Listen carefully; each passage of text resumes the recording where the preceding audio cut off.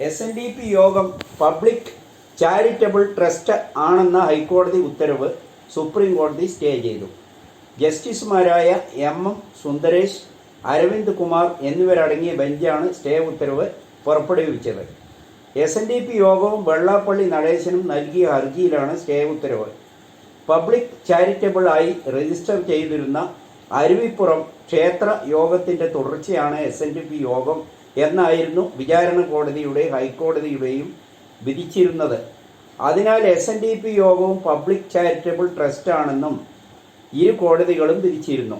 Public charitable ട്രസ്റ്റിൻ്റെ നിയമാവലി പ്രകാരമുള്ള scheme തയ്യാറാകാനും ഹൈക്കോടതി നിർദ്ദേശിച്ചിരുന്നു. ഈ ഉത്തരവ് ചോദ്യം ചെയ്താണ് SNDP യോഗവും വെള്ളാപ്പള്ളി നടേശൻ സുപ്രീം കോടതി സമീപിച്ചത്. C. നാരായണ ഗുരു സ്ഥാപിച്ച അരുവിപ്പുറം ക്ഷേത്ര യോഗത്തിൻ്റെ തുടർച്ചയാണ് SNDP യോഗം എന്ന് തെളിയിക്കാനുള്ള ഒരു രേഖയും ഇല്ലാതെയാണ് ഹൈക്കോടതി വിധി പ്രസ്താവിച്ചത്. ഹർജിക്കാർക്ക് വേണ്ടി ഹാജരായ സീനിയർ അഭിഭാഷകർ B. ഗിരിയും റോയ് അബ്രഹാമും വാദിച്ചു. അതേസമയം 1903 ഇന്ത്യൻ കമ്പനി നിയമപ്രകാരം SNDP യോഗം രജിസ്റ്റർ ചെയ്തതിന് ഒരു തെളിവുകളും ഉണ്ടെന്ന് അഭിഭാഷകരും ചൂണ്ടിക്കാട്ടി. ഹൈക്കോടതി ഉത്തരവ് സ്റ്റേ ചെയ്യുകയും എതിർ കക്ഷികൾക്ക് സുപ്രീം കോടതി നോട്ടീസ് അയക്കുകയും ചെയ്തു. എതിർകക്ഷികൾക്ക് വേണ്ടി അഭിഭാഷകൻ MR അഭിലാഷാണ് ഹാജരായത്. സ്റ്റേ ഉത്തരവ് നൽകുന്നതിനെതിരെ MR അഭിലാഷ് ശക്തമായി എതിർത്തുവെങ്കിലും കമ്പനി രജിസ്റ്റർ ചെയ്തിട്ടുണ്ടെങ്കിലും ട്രസ്റ്റിൻ്റെ സ്വഭാവത്തിൽ മാറ്റമില്ലെന്നും എതിർകക്ഷികൾ വാദിച്ചു. ഉമ്മൻചാണ്ടിയുടെ പേര് പോലും പറയാതെ മുഖ്യമന്ത്രി വിഴിഞ്ഞം പദ്ധതിയുടെ പ്രശംസ LDFന് മാത്രമാക്കി. വിഴിഞ്ഞം സ്വപ്ന പദ്ധതിയുടെ അവകാശം ആർക്കാണെന്ന് വിവാദമാവുമ്പോൾ മുഖ്യമന്ത്രിയുടെ ഉദ്ഘാടന പ്രസംഗത്തിൽ ഉമ്മൻചാണ്ടിയുടെ പേര് പോലും പരാമർശിച്ചില്ല. വിഴിഞ്ഞം പദ്ധതിയുടെ നാൾ വഴികൾ ഓർമ്മിച്ചെങ്കിലും ഉമ്മൻചാണ്ടി സർക്കാരിനെ മുഖ്യമന്ത്രി പരാമർശിച്ചില്ല. 2006 LDF സർക്കാരിന് വിഴിഞ്ഞം പദ്ധതിക്ക് കേന്ദ്ര അനുമതി നേടിയെടുക്കാൻ ശ്രമം ആരംഭിച്ചതാണെന്ന് മുഖ്യമന്ത്രി പറഞ്ഞു. 2007 ജൂലൈ 31 ടെൻഡർ ക്ഷണിച്ചു. പ്രധാനമന്ത്രിയായിരുന്ന മൻമോഹൻ സിംഗ് പദ്ധതിക്ക് അനുമതി നിഷേധിച്ചതായി പറഞ്ഞ മുഖ്യമന്ത്രി തുറമുഖ മന്ത്രി രാമേന്ദ്ര കടന്നപ്പള്ളിയെയും മുൻ മന്ത്രി അഹമ്മദ് ദേവർകോവിലിനെയും അഭിനന്ദിക്കാൻ മറന്നില്ല. വിഴിഞ്ഞം പോർട്ട് ചെയർമാൻ കരൺ അദാനി മാത്രം ഉമ്മൻചാണ്ടിയുടെ സേവനങ്ങളെ അനുസ്മരിച്ചു. അതേസമയം മുഖ്യമന്ത്രി അദാനി ഗ്രൂപ്പിൻ്റെ പ്രതിജ്ഞാബദ്ധമായ സേവനങ്ങളാണ് പദ്ധതിയെ യാഥാർത്ഥ്യമാക്കാൻ കാരണമെന്ന് മുഖ്യമന്ത്രി പറഞ്ഞു. പിന്തുണ നൽകി എല്ലാവർക്കും നന്ദിയും പറഞ്ഞു. തുറമുഖങ്ങൾ സാമ്പത്തിക വികസനത്തിന് ഏറ്റവും വലിയ ശക്തിയാണ്. ലോകചരിത്രം തന്നെ വ്യക്തമാക്കിയിരുന്ന കാര്യമാണെന്നും അദ്ദേഹം ഓർമ്മിപ്പിച്ചു. വിഴിഞ്ഞം യാഥാർത്ഥ്യമാകുമ്പോൾ കേരള വികസന അധ്യായത്തിൻ്റെ ഏടായി മാറുമെന്നും പുതിയ അധ്യായം തുറക്കുന്ന അഭിമാന നിമിഷങ്ങളാണ് ഇതെന്നും മുഖ്യമന്ത്രി പറഞ്ഞു. രാജ്യത്തെ തന്നെ അഭിമാന മുഹൂർത്തവും ലോകഭൂപടത്തിൽ ഇന്ത്യ വിഴിഞ്ഞത്തിലൂടെ സ്ഥാനം പിടിച്ചുവെന്നും 2028 വിഴിഞ്ഞം തുറമുഖം സമ്പൂർണ്ണ തുറമുഖമായി വിഴിഞ്ഞം മാറുമെന്നും അത് സന്തോഷം നൽകുന്നുവെന്നും മുഖ്യമന്ത്രി പറഞ്ഞു.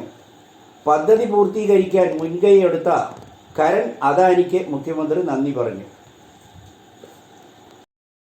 അരവിന്ദ് കെജ്രിവാളിന് ഇടക്കാല ജാമ്യം അനുവദിച്ചു സുപ്രീം കോടതി. ജയിൽ മോചിതനാകാൻ കഴിയില്ല.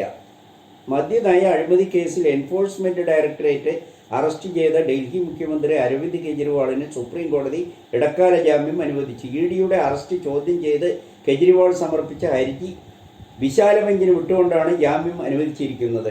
ജസ്റ്റിസുമാരായ സഞ്ജയ് ഖന്ന, ദീപാകർ ദത്ത എന്നിവരുടെ ബെഞ്ചിൻ്റേതാണ് ഉത്തരവ്. കള്ളപ്പണം വെളുപ്പിക്കൽ തടയൽ നിയമത്തിന് സെക്ഷൻ 19 വ്യവസ്ഥയിൽ അറസ്റ്റ് ആവശ്യമുണ്ടോ എന്നത് പരിശോധിക്കാനാണ് കെജ്രിവാളിൻ്റെ ഹർജി വിശാല ബെഞ്ചിന് വിട്ടിരിക്കുന്നത്. മദ്യനയവുമായി ബന്ധപ്പെട്ട് അഴിമതി നിരോധന നിയമപ്രകാരം CBI അറസ്റ്റ് ചെയ്തതിനാൽ കെജ്രിവാൾ ജയിലിൽ തന്നെ തുടരേണ്ടി വരും. ജൂൺ 25 കെജ്രിവാളിന് CBI അറസ്റ്റ് ചെയ്തത്. ഇതുവരെയുള്ള തടവ് പരിഗണിച്ചാണ് ഇടക്കാല ജാമ്യം പുനഃപരിശോധിക്കണമെന്ന് കോടതി വ്യക്തമാക്കി. മുഖ്യമന്ത്രി സ്ഥാനത്ത് നിന്ന് രാജിവെക്കണമെന്ന നിർദ്ദേശം കെജ്രിവാളിനെ നൽകണമെന്ന ആവശ്യം സുപ്രീം കോടതി തള്ളുകയായിരുന്നു. ജീവിതത്തിൽ ജയവും തോൽവിയും ഉണ്ടാകും. സ്മൃതി ഇറാനിക്കെതിരെയുള്ള ആക്ഷേപങ്ങൾ ഉപേക്ഷിക്കണമെന്ന് രാഹുൽ ഗാന്ധി. BJP നേതാവും മുൻ കേന്ദ്രമന്ത്രി സ്മൃതി ഇറാനിക്കെതിരെയുള്ള അധിക്ഷേപങ്ങളിൽ നിന്ന് വിട്ടുനിൽക്കണമെന്ന് രാഹുൽ ഗാന്ധി. ജീവിതത്തിൽ ജയവും തോൽവിയും ഉണ്ടാകുമെന്ന്, എന്നാൽ ആളുകളെ അപമാനിക്കുകയോ അധിക്ഷേപിക്കുകയും ചെയ്യുന്നത് ബലഹീനതയുടെ ലക്ഷണമാണെന്നും ശക്തി അല്ലെന്നും രാഹുൽ ഗാന്ധി. രാഹുൽ ഗാന്ധി ഈ അഭിപ്രായ പ്രകടനം നടത്തിയതിൽ കോൺഗ്രസ് അനുഭാവികൾക്ക് അംഗീകരിക്കാനാവില്ല, നടന്നതൊന്നും ഞങ്ങൾക്ക് മറക്കാനാവില്ലെന്ന് പ്രവർത്തകർ അഭിപ്രായപ്പെടുന്നു. രാഹുൽ തോറ്റതാണെങ്കിൽ എന്തായിരിക്കും അവസ്ഥ?